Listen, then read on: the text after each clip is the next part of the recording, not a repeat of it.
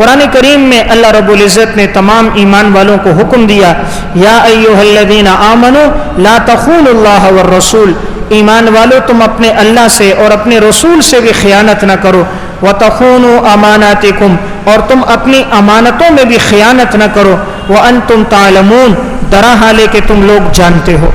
تو خیانت بھی بڑے گناہوں میں سے ہے۔ خیانت کسے کہا جاتا ہے؟ خیانت کا مفہوم بہت عام ہے۔ ایک خیانت ہے اللہ رسول کے ساتھ خیانت، اللہ نے جس بات کا حکم دیا انسان اس کو پورا نہ کرے، یہ اللہ کے حکم میں خیانت ہے۔ آپ صلی اللہ علیہ وسلم کا جو حکم ہے اس پہ عمل نہ کرے، یہ حضور کے ساتھ خیانت ہے۔ کوئی مال اس کے پاس رکھوائے تو یہ مال کے اندر سے کچھ نکال دے تو یہ مال میں خیانت ہے۔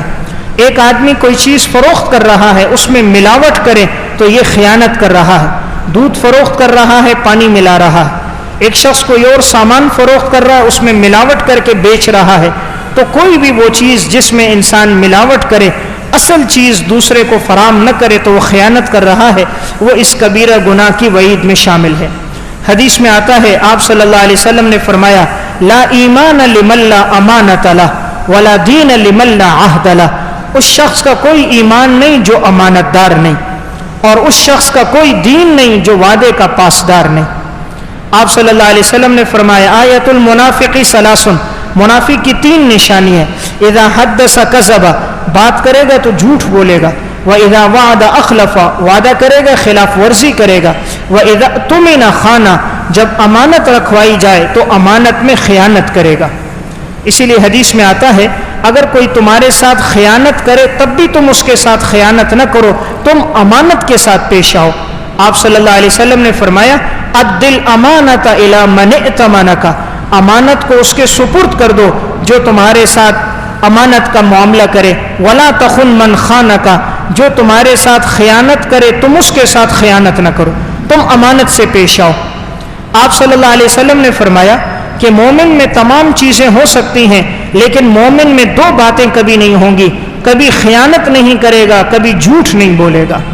حدیث میں آتا ہے، یتبع المؤمن علی الخلال کلھا، مومن کی فطرت میں بہت سی برائیاں ہو سکتی ہیں، اس کی خصلتوں کے اندر بہت سے گناہ آ سکتے ہیں، لیکن الا الخیانۃ والکذب، مومن کبھی خیانت نہیں کر سکتا اور مومن کبھی جھوٹ نہیں بول سکتا۔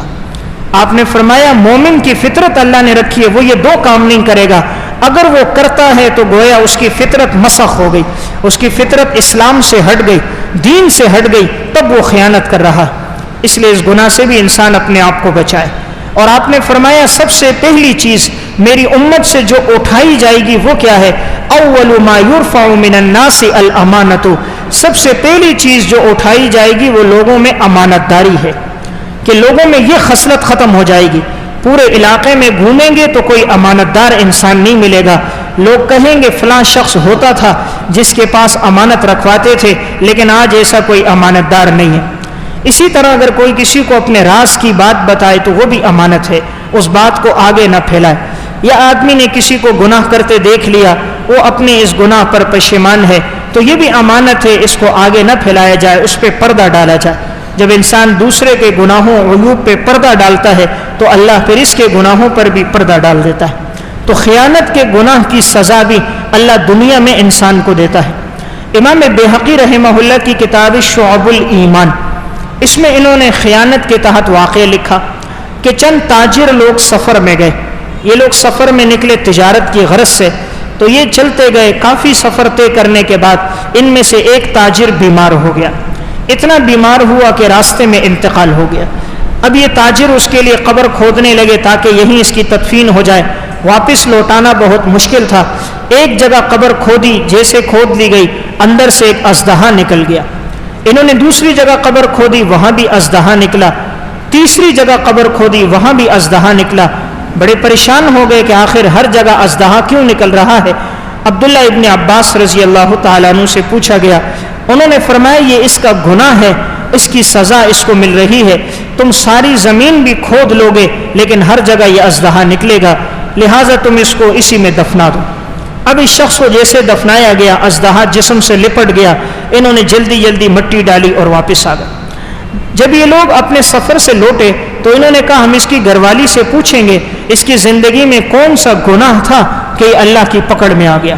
یہ تاجر واپس آئے، اس کی گھر والی سے پوچھا تو اس کی گھر والی نے کہا کہ یہ وہ شخص تھا کہ یہ گندم بیچا کرتا تھا، غلہ فروخت کیا کرتا تھا، بوریوں میں لاتا آگے بیچتا، لیکن اس کی اہلیہ کہتی ہے میں نے اس کو منع کیا تھا خیانت نہ کرو، یہ اچھا غلہ اس سے نکال دیتا اور گھٹیا اس میں داخل کر دیتا اور اس میں ملاوٹ کر دیتا تھا، اوپر صاف چیز رکھتا اور نیچے گدلی اور بیکار چیز، جس طرح آج کل ہوتا ہے آم کی پیٹی لو، اوپر صاف آم ہوں گے نیچے خراب ہوں گے، ٹماٹر کی پیٹی ہو تو اوپر صاف ہوگا نیچے خیانت ہوگی۔